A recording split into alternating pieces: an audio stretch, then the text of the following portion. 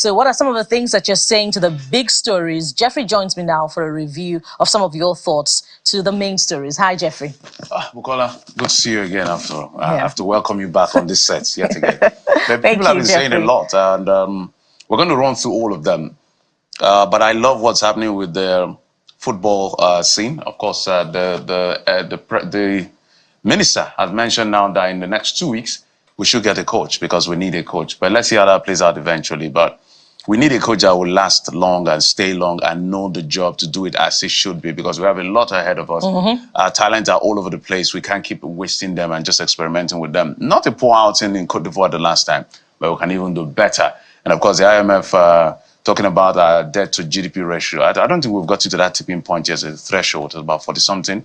I think it's about 70-something% or so. So we'll keep working on that as a country, and we hope that there will be no more big borrowings to push us further that line so that we can be able to meet some of our obligations. But sometimes, because when we see these more monies that are coming, I think 2 trillion, the last time was what FAC got, and at the end of the day, I don't know how much was shared at the end of the day, but it's a lot of big monies coming in with the removal of fuel subsidy. But that's still debatable. Federal government says, we are not paying subsidy. Everybody's saying you're paying subsidy.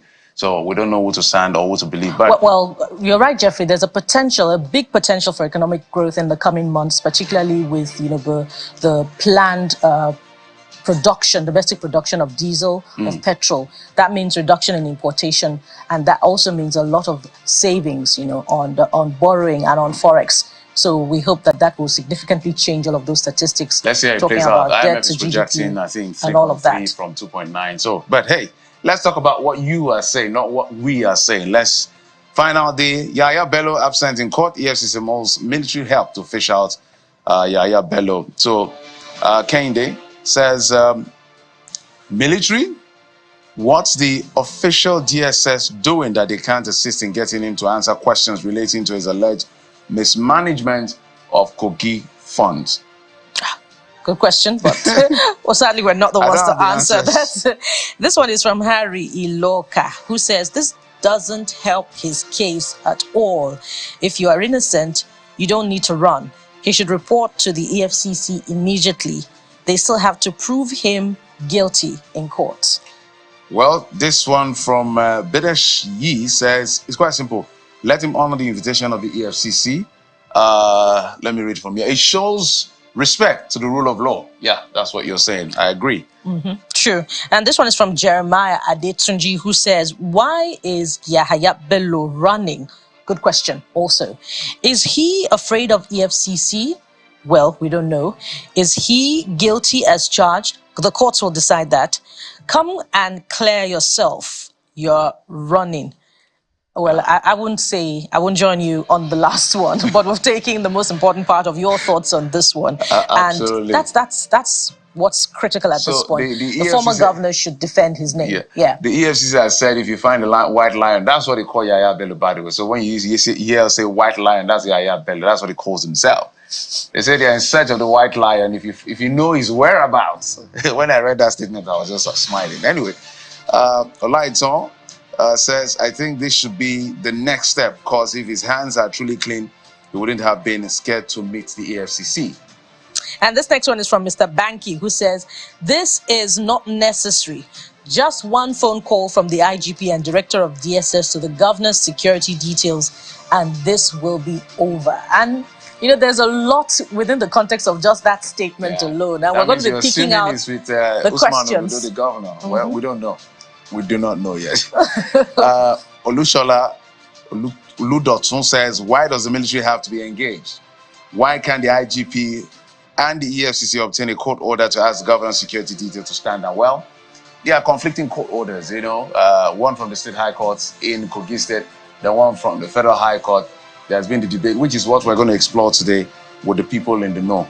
I think we'll move from Yahaya Bello's issues to the governor of the central bank, Olayemi Cardoso, saying that the country is not using the foreign reserve to defend the naira, because we saw that the foreign reserve has depleted quite a bit. No, okay, significantly, or a bit, I don't know. $2 billion. $2 billion, yeah. So from 34 to 32 billion now, that's where our reserve is. And people have been asking questions, are they pulling this money to defend the naira? Is that why the naira is aggressively fighting and making this rebound. They said, no, we are not using the money for that. We're using it to serve it to pay debts. Let's say King Asogwa says, so if the CBN is not using the foreign reserve to defend Naira, what have they been using? How come the foreign reserve is going down? We need further explanation. I think I just did explain what the CBN governor said. But it appears you missed the first reaction from political surgeon. Okay, we're not taking that. Let's go straight to Collins Okpara, who says, he says quite a lot. Well, I'll run through them. These reassurances from the CBN governor about Nigeria's declining foreign reserves are utterly inadequate and fail to address the root causes of the problem. Merely stating that there are no plans to devalue the Naira does nothing to alleviate the concerns of Nigerians who are feeling the impact of economic instability. We demand concrete action and transparency from the CBN to effectively manage our financial obligations and restore confidence in the economy. #CBN. So we're grateful to the CBN for this clarification, but there's more, that will support the spirit of accountability, which is tell us exactly where the finances are coming from that they're using to defend the Naira as intervention if it's not coming from the foreign reserve. So where is it coming from? They'll tell you that with the interest rate, if you want to get FPIs or FDI, just increase your interest rate. And you see that in treasury bills and some of the interest rate rates. Because if I'm making more money by putting money in something, I'm going to put that money. So sometimes these explanations are coming from FPI. But Mr. Cardoso and his team have that explanation to do. Let's go to the Jagaban of Lagos. All we want is the appreciation of the Naira against the dollar. Foreign reserves of a country does not directly translate to overall well-being of a country. That's your position, Mr. Jagaban of Lagos, Adola Michael. Well, away from that now to another talking point, which is what we started with Tunde Onakoya on 58 hours marathon of playing chess. And you're saying quite a lot. Let's start with Ayodeji Kayode, who says, we're waiting to receive his success story. Naija no dey carry last. Absolutely. We are just rooting for you, Tunde. So we keep saying this as much as possible. Miss_DJ says, wow, that's some serious skill and determination. Keep going, champion. It wins for all of us. Yes, indeed. Bami Bowale says, the look on his face shows he's tired and reaching breaking point. I pray that God gives him the strength to pull through. Well, it looks like we're seeing differently because it looks strong. That guy is not slowing down. If you ready to go on to the next game. He's a very calm, quiet, simple, easygoing guy. So, well, that Edo boy says, dude is a great guy. What he does for those kids is legendary. Indeed, truly legendary.